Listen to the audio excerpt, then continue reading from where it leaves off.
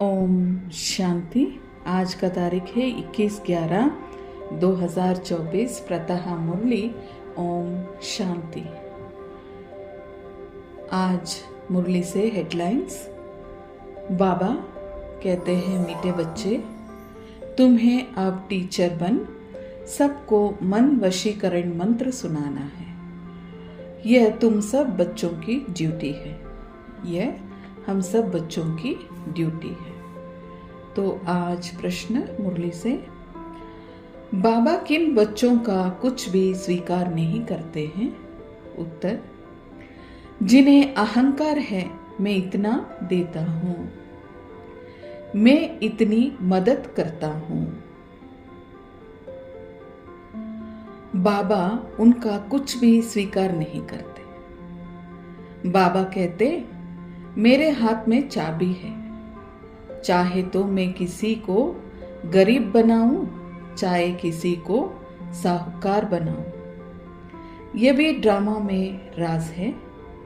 जिन्हें आज अपनी साहूकारी का घमंड है, वह कल गरीब बन जाएंगे। और गरीब बच्चे जो बाप के कार्य में अपनी पाई पाई सफल कर साहूकार बन जाते हैं। तो बाबा आज हमें इस बात की समझानी दे रहे हैं कि बच्चे आप में अहंकार ना हो।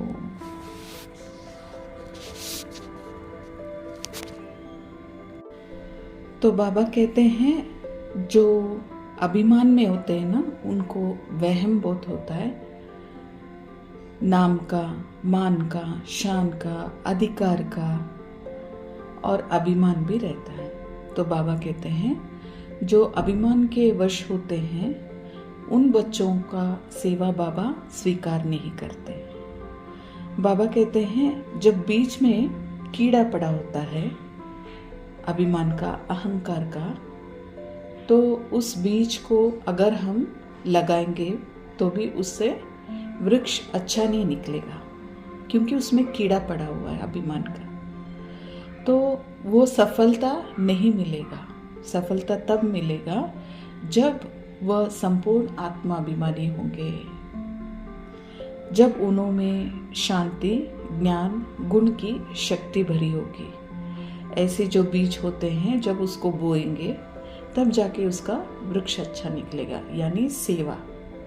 चाहे वो तन से हो, मन से हो या धन से हो, ये तीनों ही रूप से जब हम सेवा करते हैं, या मनसा, वाचा, संकल्पा, दृष्टि, वृत्ति, इससे भी अगर हम सेवा करते हैं तो पहले हमें आत्माभिमानी बनना पड़े, तब जाके बाबा उस सेवा को स्वीकार करते हैं।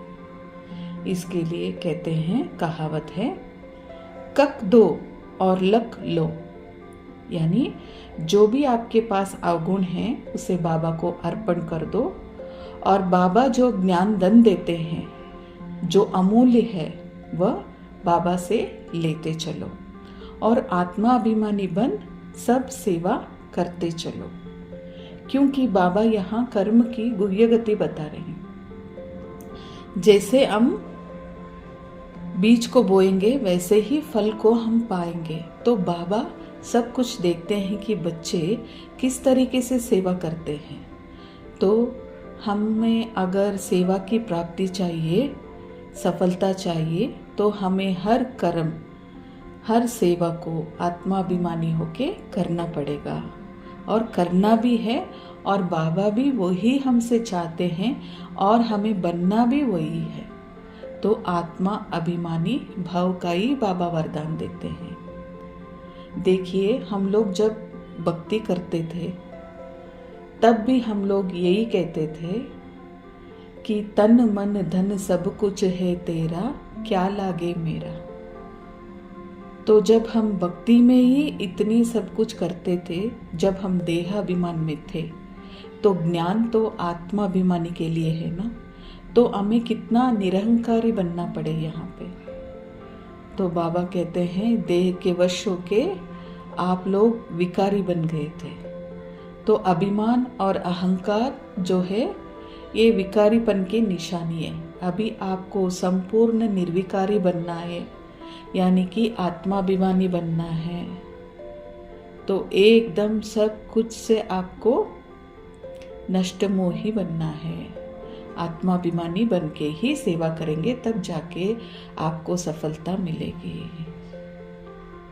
तो इस बात पर पूरा ध्यान देते हुए आत्माभिमानी बन के सेवा भी करेंगे और सेवा की प्राप्ति को बाबा से पाएंगे। और आगे बाबा आज मुरली में बता रहे हैं, बाबा तुम्हें पढ़ाने वाले टीचर्स जरूर बनाते हैं, बाकी तुम कोई का गुरु नहीं बन सकते हो। सिर्फ टीचर बन सब सिखा सकते हो। बाबा कहते हैं कि बाबा हमें विद्या पढ़ाते हैं, ज्ञान देते हैं, मुरली पढ़ना सिखाते हैं, बोलना सिखाते हैं, सुनाना सिखाते हैं, और हम भी इसको धारण कर दूसरे को बताते हैं। लेकिन गुरु कोई बन न पाए, गुरु कोई बन न पाए। ये तो एक ही सच्चित आनंद सतगुरु शिव बाबा हैं। तो सर्व का सतगुरु एक ही है। वह टीचर बनाते हैं हमें, बाबा के हमें टीचर बनाते हैं। तुम सबको टीच करके रास्ता बताते रहते हैं। मामेकम याद करो। देखिए बाबा सतगुरु भी हैं और हम सबको टीचर बनकर राह भी दिखाते हैं, मनमना भाव का। और बाप ने तुम्हारे पर यह ड्यूटी रखी है कि मुझे याद करो और फिर टीचर भी बनो, यानी कि याद की यात्रा पे ही पूरा मदार है। तो जब हम बाबा को याद करेंगे तब जाके हमारे विकर्म विनाश होंगे, हम आत्मा पवित्र बन सकते हैं, क्योंकि अभी हम लोग पापात्माएं हैं। बाबा के याद से ही हम पुण्यात्मा बनेंगे, और जितना जितना बाबा का ज्ञान दूसरों को सुनाएंगे तो उतना उतना श्रेष्ठ पद भी पाएंगे। इसीलिए बाबा आज बता रहे हैं। तो टीचर्स रूप में सृष्टि चक्र की नॉलेज देनी पड़ती है। बाप की याद से ही पाप मिटते जाएंगे। तो बाबा युक्तियां बताते हैं, मीठे बच्चे तुम्हारी आत्मा पतित बनी है, जिस कारण शरीर भी पतित बना है। पहले तुम पवित्र थे, कब? सतयुग में। अब तुम अपवित्र बने हो। तो बाबा का डायरेक्शन लेते हुए हम लोग पूरा ध्यान देंगे मुरली पे और पवित्रता पे। मनसा वाचा संकल्प दृष्टि वृत्ति से हमें पवित्र बनना है, और बाबा की याद से हमें विकर्म भी विनाश करने हैं। धारणा के लिए मुख्य सार, पहला पॉइंट है, ज्ञान का खूब विचार सागर मंथन करना है। जो सुना है उसे उगारना है। अंतर्मुखी हो देखना है कि बाप से ऐसी दिल लगी हुई है जो वह कभी भूले ही नहीं। मतलब हमें चेक करना है कि हमारा दिल बाबा में इतना जुड़ा है कि कभी वो याद छूटे ही ना हमसे। तो इसका हमें चेक करना है, और खूब ज्ञान का विचार करना है, और बाबा ने जो सुना है उसे उगारना है, यानी कि उस पर मंथन कर सोचना चाहिए कि आज बाबा इस बात पे क्या बता रहे थे, हमें कौन सी समझानी दे रहे थे। तो हमारी बुद्धि की लाइन मंथन में रहेगी और विचार करेगी, तब एकदम ज्ञान के आधार पे चलती रहेगी। दुनियाई बात में हमारा दिमाग नहीं फंस सकता है। तो इसके लिए बाबा ये डायरेक्शन दे रहे हैं, और अंतर्मुखी भी बनना है और चेक भी करनी है। तो दूसरी पॉइंट, कोई भी प्रश्न आदि पूछने से अपना टाइम वेस्ट ना कर याद की यात्रा से स्वयं को पावन बनाना है। यानी कि जो वेस्ट क्वेश्चंस होते हैं उसे पूछ के टाइम भी वेस्ट होता है और आप भी ना कुछ समझ पाएंगे। तो इससे अच्छा उस समय को आप बाबा की याद में लगाएंगे तो बाबा ही आपको टचिंग्स देते जाएंगे। आपका जो भी डाउट होगा तो मुरली के आधार से, मंथन के आधार से बाबा ही आपको टीचिंग्स दे देंगे। इसके लिए ये वेस्ट क्वेश्चन में अपना टाइम मत वेस्ट करना बच्चे करके बाबा डायरेक्शन दे रहे हैं। उस समय को आप योग में इस्तेमाल कर लो, बाबा की याद में। अंत समय में एक बाप की याद के सिवाय और कोई भी विचार ना आए, ये अभ्यास अभी से करना है। तो एकदम तो कुछ आदत नहीं बनेगी, और याद की यात्रा तो एकदम महीन है। तो बाबा कहते हैं अभी से उस पर लग जाना चाहिए हमें, क्योंकि हर घड़ी अंतिम घड़ी है। तो समय को ना वेस्ट करते हुए आप हर रोज़ बाबा की याद को बढ़ाते जाएंगे, क्योंकि अंत समय में हमें इतना हलचल होगा कि याद करने में बहुत तकलीफ होगी। तो अभी से उस एकाग्रता की शक्ति को बढ़ाने के लिए बाबा अभ्यास अभी से करवा रहे हैं कि अभी से तुम लोग पक्का होने की पूरा प्रैक्टिस करो बच्चे।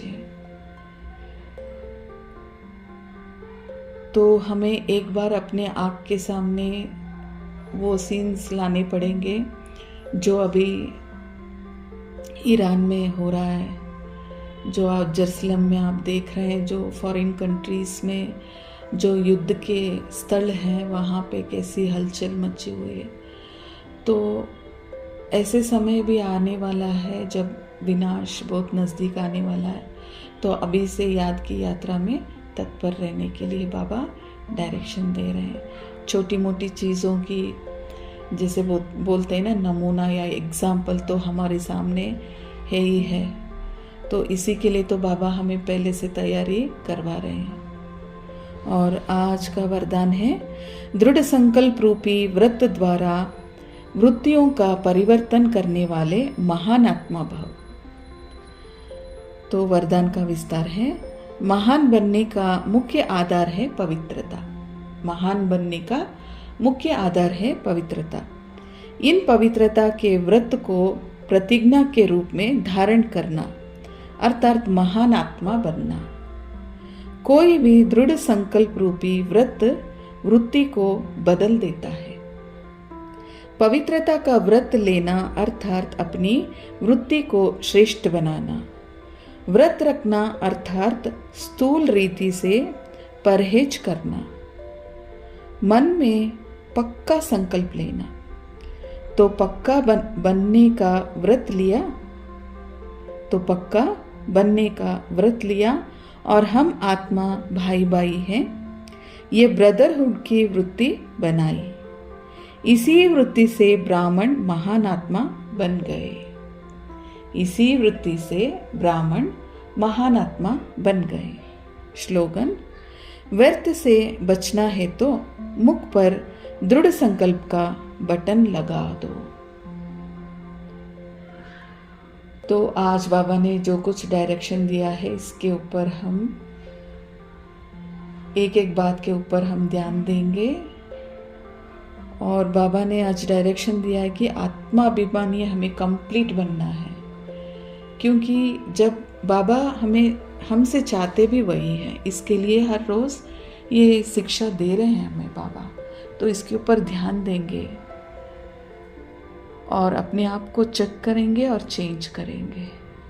अच्छा, ओम शांति।